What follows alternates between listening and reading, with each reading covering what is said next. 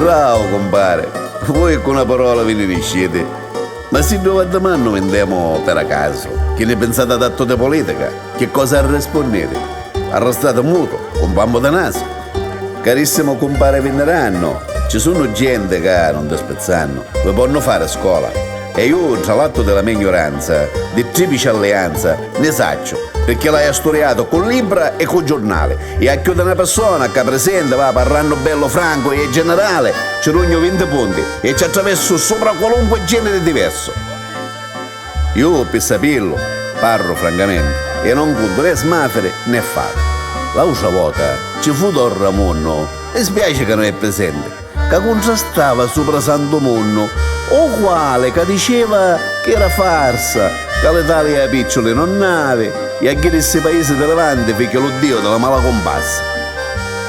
Dopo che aveva sfoato, ci disse una parola, una semplice parola in cianaricchia e mi arrestò davanti per cantare. E che c'era questo? Ci disse imbarazzando che non auce, per forza abbiamo a vincere, perché abbiamo una squadra sull'onore che è la più maggiore delle squadre. Basta avere la sua nave Umberto che a mezzo di 50 corazzati 2 e 3 dozzine se la fa di certo.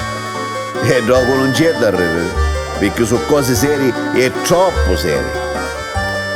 Sentite a mia che vi conto un fatto di un che mi formai l'opinione di questa alleanza, guarda come è composta. Perché caro compare, distinguiamo, non auce, ora sappiamo che tanto lo tutisco quanto la seco sono alleati nostri e da tant'anni. Io non so cose, manco mi ci ammisco, ma lo zuiano greco, che è più grande, che è stato un settentrione, vi può dire che un tempo i tedeschi, speciale la sbirra, razza secca, sapevano un bacionito di nuauci e per tenere freschi ne facevano tale malabose, tale sopirchiarei, che bedamaci erano dinghi della pecereca. Ma ignorano Re Vittorio Bonarma, sì, io scinnio di tutto a brevo, ci viene giusto de calata, con fanteria a cavalle, ci ammisca una parata e ci dice: ne uscite fuori dai balle! Re Vittorio, se non fosse vivo, chi de scapparo e ritornò la karma. Chissà, signore, è storia. E sono io a Napoli a trovare il Re Vittorio scorpito con una sciabola che sta sponnando l'aria, era così. Viva l'Italia! Per mezzo di Vittorio e Ghirsuoso, di Canibaldi e Bissio Caioso, basta, già in tempo di una para d'anni, tutti sti tedescazzi e sti borbonici, comprese le parrini e le canonici, ebbero lo sciaoffo a tutte banne.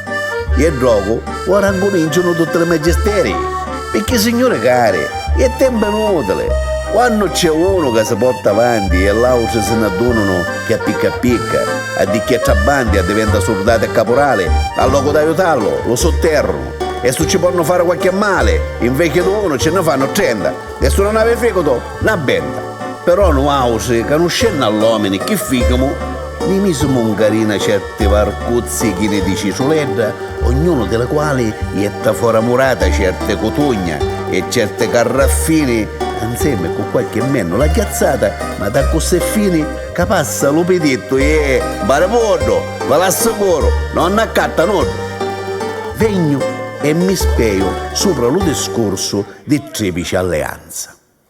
Una mattina, tra sonno e via, mentre era curcato, suo maestà Umberto ci sciusciarono una parola all'orecchia. Abbadare Umberto, che Guglielmo ti vuole dichiarare guerra. Si suse, infuriato come un orso, si secca l'occhio anticchia, si stira tutto paro, corre da banna, afferra il campanello, Umberto uomo fermo e canta una sonata. Pronti, maestati, all'ordine! Corri a chiamare subito il mio ministro più guagliardo! Hola! Dopo 5 minuti si presenta il ministro de Predico, una valva impare, quando da cadda, con certe ciuffe, non ne cosmafra, che parevano mazze di sarmenta. Mio affabile ministro, a stamattina mi hanno sciosciato dentro l'orecchia una parola, il quale che Re Guglielmo forse è intenzionato di farne una guerra. Quindi ho pensato... Cos'hai pensato, Sacra Maestà? Aggattati! Hola!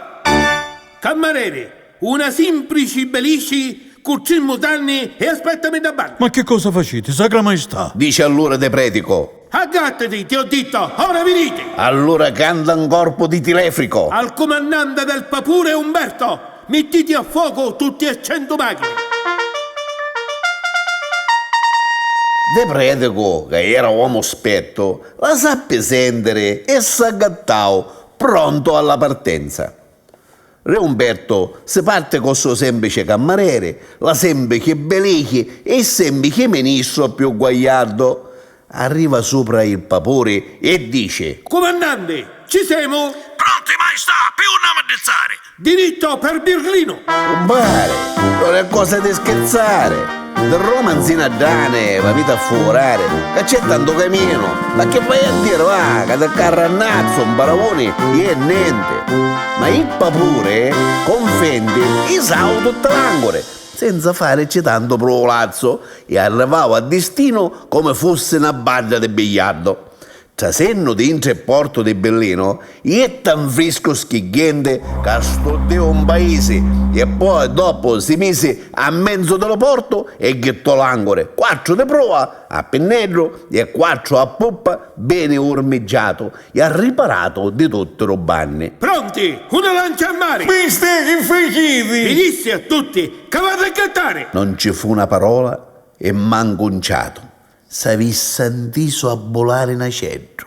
Re Umberto scende e si mette assettato col semplice ministro, la semplice belici e il cammarere. Andiamo pronti in terra, timonere. Quando scendemo sopra la banchina, isa bannera all'arbolo maestro e getta fumo dell'inceminere. Li tedeschi scendendo alla marina e verenno Umberto a dire da sorte de Papore, da semplice beliche sbiglia, ci guardarono tra occhi e dice: Micia, chissà d'avere parte di valore, ma guarda che sorte da una città. Arrivando a Palazzo Imperiale, Toppi. Qual è? quando l'imperatore Guglielmo va per aprire la porta e vire al nostro re, stava così come un mennale. Umberto, tu qua, come ci va? Che forse hai avuto un piccolo santore? Forse t'hanno cesciato una parola all'orecchia? A rispondi. E che ti confondi? Ma hanno sciosciato una parola, il quale che dici che ha intenzione di farmi una guerra. Ti stirei? No, è vero. E tu che forse vieni a parlare te? Mio caro imperatore, mi pare un po' antico, che forse, caro amico, tu mi conosci che io soggezione? E allora perché vieni nella contrada me? Vegno, picchicco mora, non voglio fare sconso, ma capito? Per farti comprendere, mentre da mostro da così accedito, che è meglio che da gatto e con 28, va se notte, innacchiane. E sogno buono a fare del botto l'auto del vespri siciliano. Ma... Senza me, va, chi ti sente forte? Fortissimo. E allora, senza fare tante morti, che n'hai cannone buone? Spettacolose. Andiamo, spara un corpo di cannoni di ghidde furiosi che dopo ti rispondo. Allora Re Guglielmo se lo porta su palazzo, si richiesimo piano. Voi e donna Mara, a che cavolo morta? Ah, vi pare uno smafere.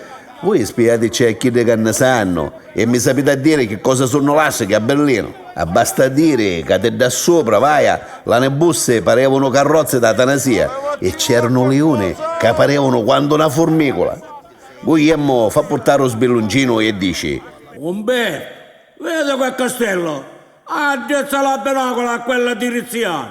Re Umberto guarda e si storciò le mosse. Castello, compare, ma che vai a dire, va, quando mensa Catania, manco! E miso sopra un cianco si vedeva un cannone che entrava sulla bocca, sull'onore, ci capeva un vapore. Spara, Guglielmo! Ci dice il re. Aspetta, cameriere, scendi io se portami a sopra do cannelletto di cottoniscioso. Picchi! Ci dice Umberto. Cosa c'è? Perché con te io non gnoca sgango. Con il semplice sgruscio, l'orecchio dopo non scattare a sangue. Invece con la mattola il botto arriva muscio.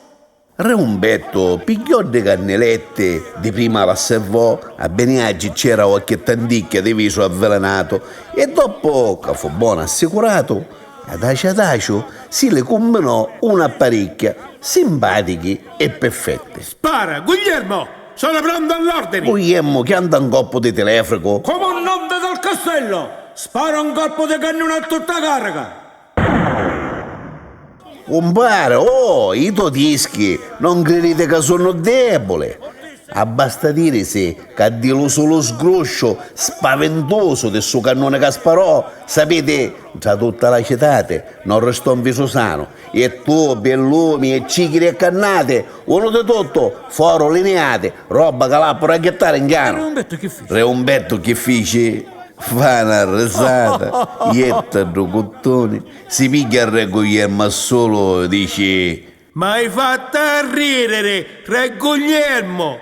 Ci prometti, senza offesa, in amicizia, che spara un colpo delle mie cannoni a direzione di sta tua fortizza? e a sé stante ci fichi una carezza. Sì, Re Umberto, ci prometto, subito. E allora, Re Guglielmo, leva stoperi, Picchi, che nunca morono! non ci credo, sta richiedendo smafera. Ti dico, levale! No, ne levo. Re Umberto, spara. Levale! Fammi questa carità! Non te ne conosco, fatela appare solo. Basta! Però se tu ti costa cara, non voglio corresponsabilità. Va bene, avanti. Re Umberto Fananzin, Comandante in capo del vascello, sparate in corpo solo, mezza carica, a direzione di questo castello. spara al suo corpo di cannone, parte sessa menza palla, senza sgroscio, canoase italiane per sapirlo, sgroscio non siamo facile da farne.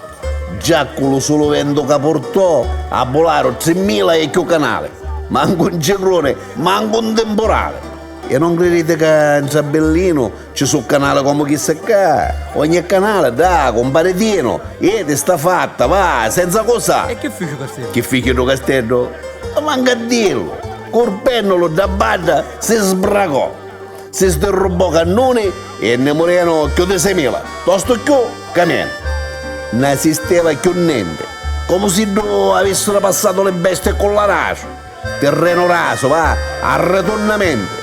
Quando lo Re Guglielmo s'addonava di tutta questa mennetta, credo che disse: Gloria maledetta! corri un di Umberto I, l'afferrao. Basta! Ci disse: Basta, Re Umberto! T'ha conosciuto! Ma basta per provarla la forza tua! Stato la mezza palla! dopo, d'uomo spetto, di tutto il suo flagello, ne informavo l'asseco imperatore. Ero collega cieco, l'italiano, io me l'ho conosciuto. Oggi l'avremmo avuto in Berlino con un semplice vascello, un semplice ministro, una belicchia e un semplice criato. E intanto ne ha chiantato un colpo a mezza carica che quasi ha distruggiuto una città in meno caserichi. Non è cosa di pare c'è la guerra a tutta oltranza. Piuttosto io penso, caro imperatore, di fare l'amico con tanticchia d'intrigo. Ossia, meglio mi spiego, di farci una tipica alleanza. Per cui vi prego in seguito di venire qua subito, perché è meglio che trattiamo tutti e tre. L'asseco venne all'ordine, discusse, a Umberto su pigliaro con le buone, si sciaurarono le mosse e combinarono sta pasta arrattata. L'asseco si pigliò mezza Turchia, il todisco sgangò a parte di china, italiano la pensò più fina, ammarrò dall'Africa e si poliziavo la recè.